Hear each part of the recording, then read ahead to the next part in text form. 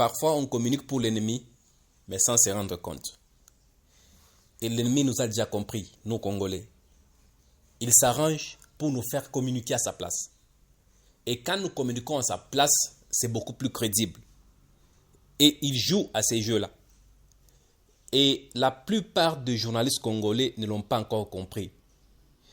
Bien entendu, parce que certains n'ont pas compris et d'autres utilisent juste la communication pour gagner des vues sur YouTube, sans comprendre rien du tout de ce qui se passe.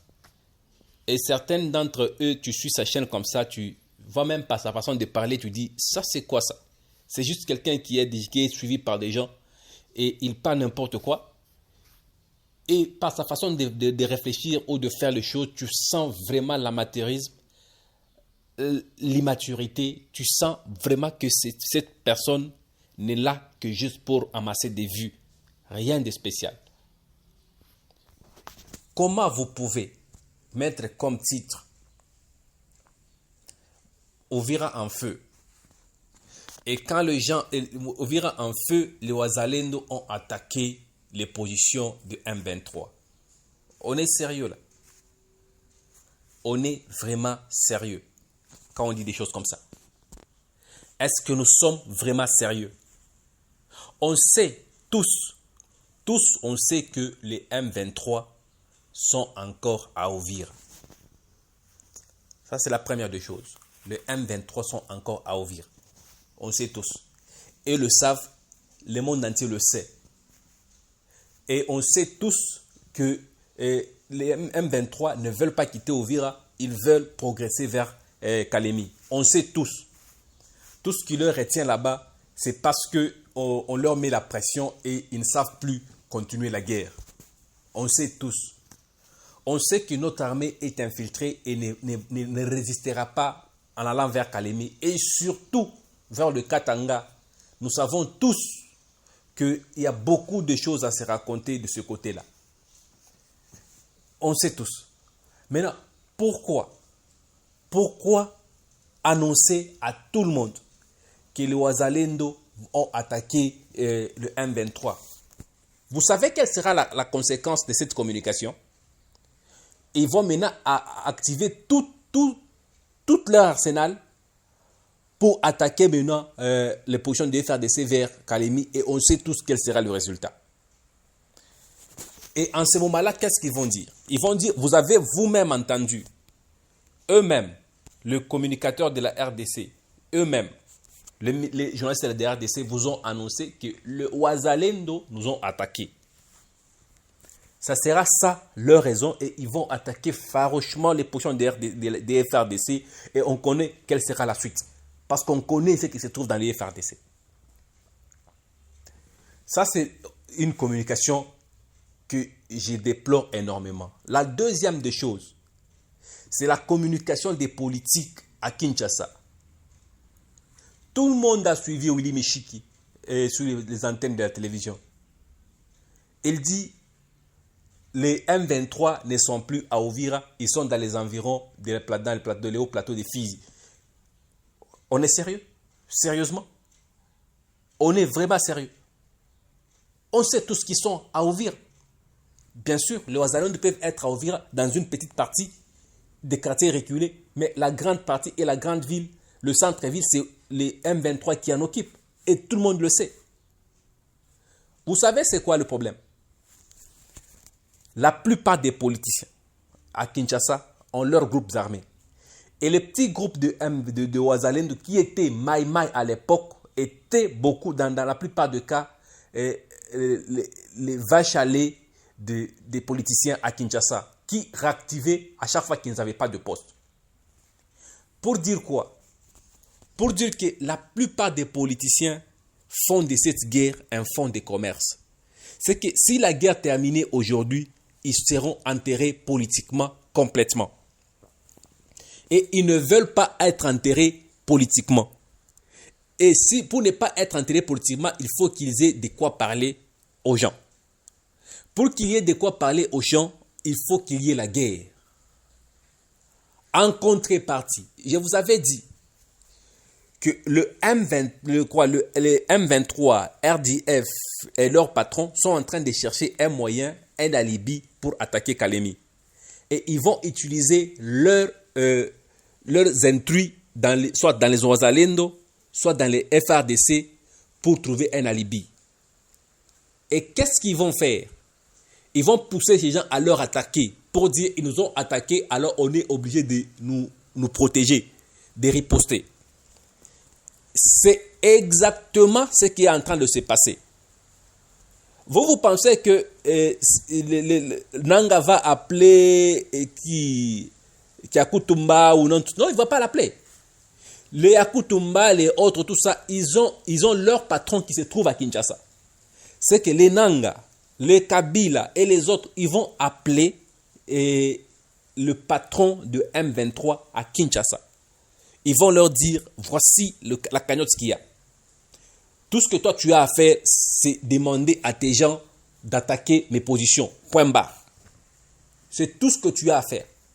Demander à tes gens d'attaquer nos positions. Faire croire que tes gens sont efficaces. J'ouvre d'abord une parenthèse. Les Wazalendo étaient à Uvira quand les M23 venaient. Ils avaient une position bien structurée à Uvira avec un armement à Uvira. Ils ne se sont pas battus, ils ont replié. Ils ont fait un repli stratégique. Et ces replis stratégiques est fonction des ordres qu'ils reçoivent de leur patron à Kinshasa. Avec tout l'armement qu'ils avaient, tout cet arsenal d'armes qu'ils avaient à Uvira, ils n'ont pas pu se battre. Avec l'effectif qu'ils étaient à Uvira, ils n'ont pas pu se battre pour résister. Et maintenant, on nous envoie un groupe de personnes mal équipées pour aller déloger les gens qui sont déjà assis dans la ville. Les attaquer et tout en sachant qu'ils ne vont même pas les déloger. C'est quoi l'idée derrière? L'idée est claire.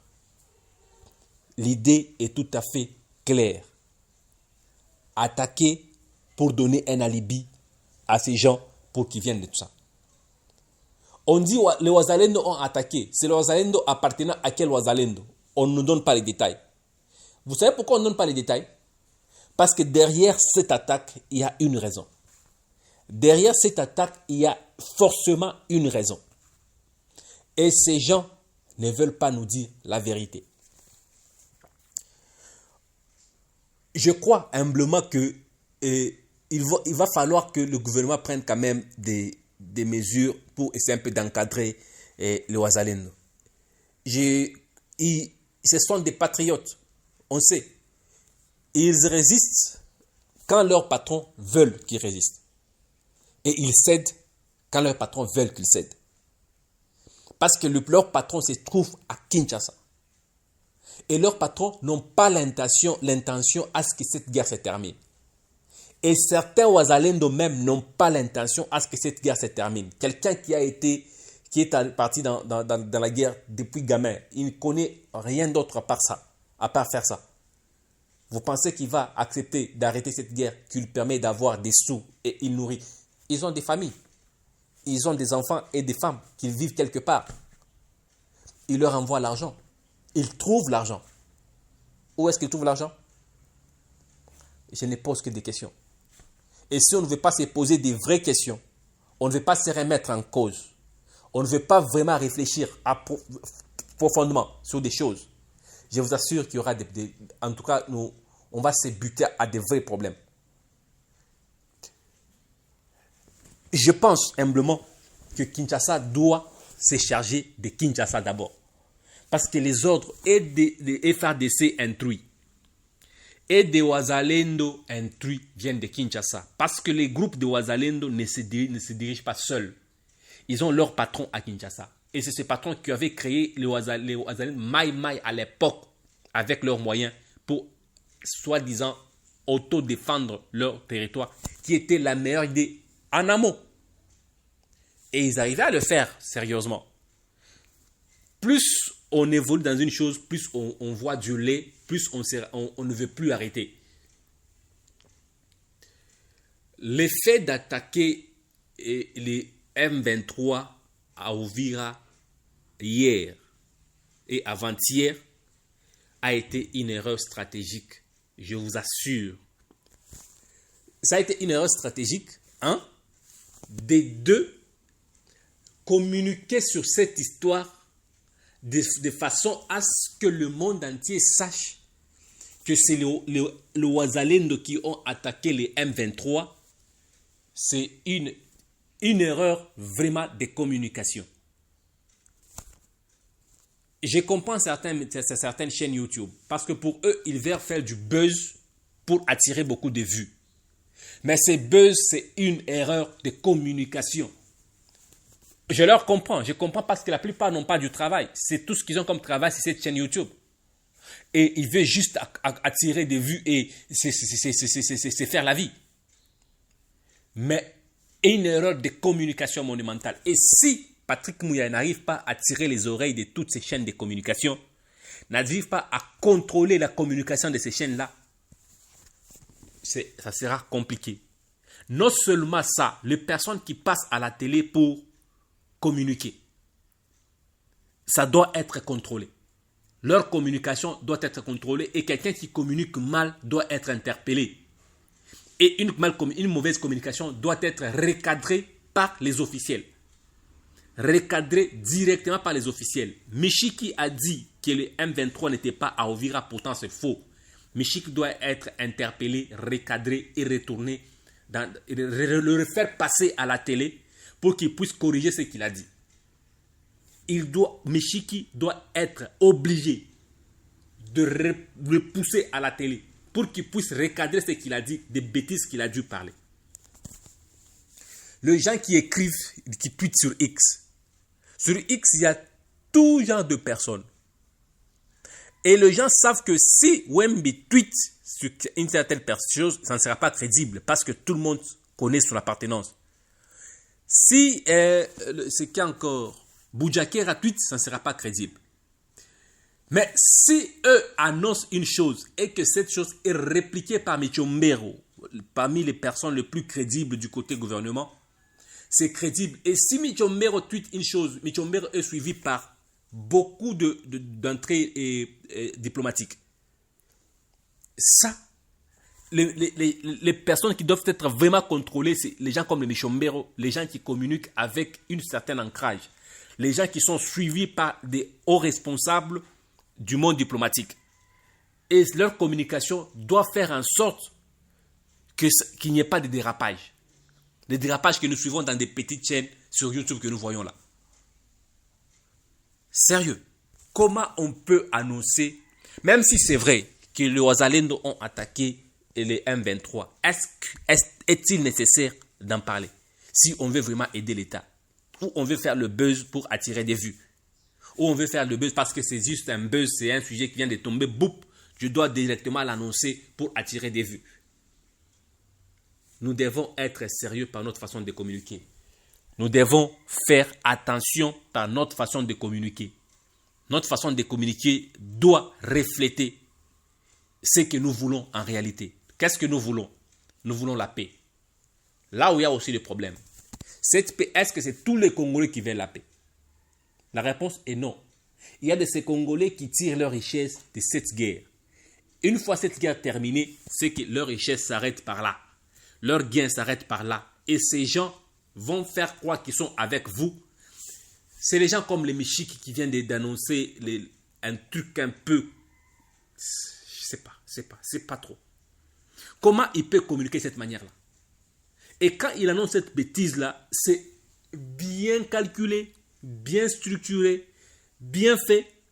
Il veut juste faire le buzz. Et il y a des petites chaînes qui vont répliquer. Il y a des faibles esprits qui vont retweeter cette histoire. Et jusqu'à ce que cette histoire va arriver dans le monde, dans certains oreilles diplomatiques faibles, qui eux vont dire, non, même vos politiciens disent qu'ils se sont déjà retirés. Ils ne sont plus à Uvira. Ils se sont déjà retirés. C'est quoi cette histoire? C'est quoi en vérité cette histoire? Pourtant, c'est exactement ce qu'on est en train de vouloir faire que Museveni, Kagame et les autres sont en train de vouloir. Ils sont en train de vouloir détourner l'attention et aussi sortir maintenant ces sujets M23 à Uvira de la bouche et de la tête de beaucoup de personnes. Ils sont en train de chercher par le voies et moyens pour détourner le débat. Quitter dans le débat de les M23 sont à Uvira et doivent quitter Uvira. Ils cherchent par tout le moyen pour nous détourner de cette histoire. Et vous leur donnez les cartes à main pour se détourner de cette histoire. On est sérieux là? Est-ce qu'on est vraiment sérieux? À un moment donné, nous devons être sérieux. À un moment donné, nous devons être sérieux. Qu'est-ce qui se passe en réalité? Qu'est-ce qui se passe-t-il? Oh là! Au-delà de tout ça, je voudrais aussi demander maintenant au ministre de Communication de... J'avais déjà demandé dans mes vidéos précédentes, mais j'ai comme l'impression que le message n'est pas passé. Pour ceux qui le connaissent ou qui sont en contact avec lui, il doit quand même recadrer son équipe de communication, je vais dire son arsenal de communication sur les réseaux sociaux. Ils ne sont pas structurés, ils ne sont pas professionnels. Ils communiquent pour communiquer, ils communiquent pour relayer en lieu et place de passer un message. Ils relaient les informations, ils ne passent pas le message. Il y a une différence entre relayer une information et passer un message. Mais ce que l'arsenal des Mouya doit faire, c'est passer le message, pas relayer les informations. Parce que relayer les informations, c'est exactement ce que les créateurs de contenu du M23 veulent. Ils savent que ces gens ne créent jamais du contenu. Ces gens relayent les contenus. Alors, on va leur donner un contenu à relayer. Et ils vont nous aider à faire parvenir le message où l'on veut. Et si ça vient d'eux, et si le message vient d'eux, c'est que ça sera crédible. Et on va les utiliser, on va les manipuler. Et ils le font très bien. Et les gens qui communiquent pour le pays n'ont rien compris dans tout ça, n'ont pas encore compris le jeu. Et ils jouent vraiment à ces jeux-là. Ils jouent vraiment à cette bêtise. Et l'autre dossier, c'est, vous pensez que le patron des M23 qui sont Kagame et Museveni sont contents? Museveni d'abord n'a pas apprécié la réponse de Félix Tshisekedi qui lui a donné à leur sommet via vidéoconférence au sommet sur l'insécurité à l'est de la RDC. La réponse de Tshisekedi qui était catégorique d'obliger au M23 parce que les Museveni et les autres avaient déjà détourné l'attention en disant techniquement, d'une certaine manière, que les M23 s'étaient retirés de la ville, se basant sur le théâtre qu'ils avaient eux-mêmes organisé avec leur pantin. Là, c'est là où c'est. Et le Museveni n'a pas été content. Et il cherche à tout prix, par tous les moyens, pour prouver à Tshisekedi qu'il est gamin par rapport à eux, qu'il est inférieur à eux. Ils sont stratèges. Ils sont militaires, ils sont généraux, ils connaissent la guerre depuis qu'ils sont là. Ils vont vouloir prouver à Tshisekedi que comme toi tu ne veux pas comprendre, tu ne veux pas écouter, on va te prouver de force que nous sommes des dictateurs. Ils sont en train de chercher un alibi pour attaquer. Et vous leur donnez un alibi pour nous attaquer. Vous leur donnez des munitions pour nous abattre. Vous leur donnez des armes pour nous abattre. Attendez. Même si c'est vrai, les Ouazalendo ont attaqué les M23, dites seulement que les M23 ont attaqué les Ouazalendo et les Ouazalendo ont riposté farouchement jusqu'à arriver à Uvira. Ça coûte quoi de communiquer de cette manière? Ça coûte quoi de retourner la situation à votre avantage? Ça coûte quoi de retourner la situation dans votre avantage? Où vous avez juste besoin de faire le buzz et d'avoir le vues. Où vous ne réfléchissez pas avant d'écrire vos sujets. Ayons quand même de la réflexion avant de faire des choses. Ayons quand même un esprit qui réfléchit avant de poser des actes. Tout ce que les M23 font, c'est structuré, c'est calculé. Tout ce qu'ils font, ça vient de quelque part, dans leur laboratoire politique. Et leur laboratoire politique est chapeauté par le Rwanda et l'Ouganda, les deux dictateurs régionaux. Et disons, les deux dictateurs de la région. Ces deux-là, ils sont d'abord stratèges, ils sont militaires, ils sont généraux, ils sont génocidaires. Ce sont des sanguinaires. Pour eux, la vie humaine n'a pas de prix. La vie humaine n'a pas de prix. Pour eux, la vie humaine ne vaut rien. Pour eux, boire le sang, ce n'est pas un problème. Alors, ces gens qui sont comme ça, ils cherchent un alibi pour vous attaquer, encore massacrer les gens. Vous leur donnez un alibi que vous leur avez attaqué et vous publiez ça sans relâche, sans vergogne, sans rire et vous êtes content d'avoir du contenu, d'avoir publié du contenu. Vous relayez un message de la manière dont l'ennemi veut et vous êtes content. Il faut restructurer ces choses, refaire la ligne, revoir la ligne, montrer le chemin à suivre à ces gens. Ils doivent être à mesure de créer du contenu se basant sur la réalité sur le terrain, sur la réalité des faits, sur la réalité de la situation. Ces gens doivent être à mesure de créer du contenu, pas de relayer le contenu créé des laboratoires politiques de M23, de AFC, du Rwanda et de l'Ouganda. Non. Apprenez à réfléchir de par vous-même. Apprenez à créer, à retourner la situation. Le Wazalendo attaque ou les FARDC attaquent. C'est simple, il faut simplement dire, sur base de la situation sur terrain, le M23 se sont retrouvés, par exemple, obligés de riposter. Et en ce moment, ils sont au niveau 2. Ça coûte quoi de communiquer de cette façon? Ça coûte quoi de tous les communicateurs sur X? Regardez comment c'est qui encore Boudiakera communique. Très intelligent en communiquant. Il travaille pour l'ennemi, mais vous ne savez pas l'arrêter. Parce qu'il ne vous laisse pas le temps de l'arrêter. Il prend l'information, il le passe, mais il glisse un mot à l'information d'une certaine manière. Et vous allez relayer ce mot-là, vous. C'est vous qui allez maintenant passer ce message. Il vous donne une info à passer. C'est vous qui vous chargez vous-même à passer son message. Il travaille pour l'ennemi. Vous savez qu'il travaille pour l'ennemi. Mais il ne vous laisse pas le temps de comprendre comment il le fait. Il ne vous laisse pas le temps d'avoir des preuves contre lui. Vous ne l'arrêtez pas, il circule librement. Vous ne pouvez pas l'arrêter parce qu'il ne vous laisse pas la chance de l'arrêter. Lui, il crée le contenu, il communique, il fait passer le message, mais d'une manière intelligente. Mais les relayeurs vont prendre ce message et vont dire, qu'est-ce qu'ils vont dire? Boudiakera commence maintenant à pleurer, leurs médias commencent à pleurer. Vous avez vu comment Boudiakera fait? Il commence à pleurer.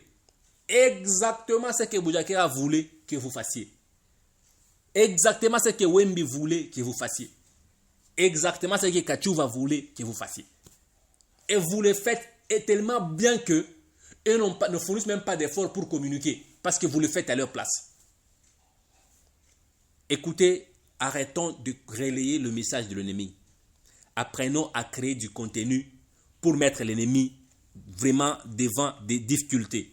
Ça, c'est ce que moi je voudrais demander à notre ministre des Communications de faire avec son arsenal numérique. Ça a été ma façon de voir les choses. Vous voyez quelque chose d'autre ou vous avez un avis contraire, les commentaires sont ouverts. Merci et au prochain numéro.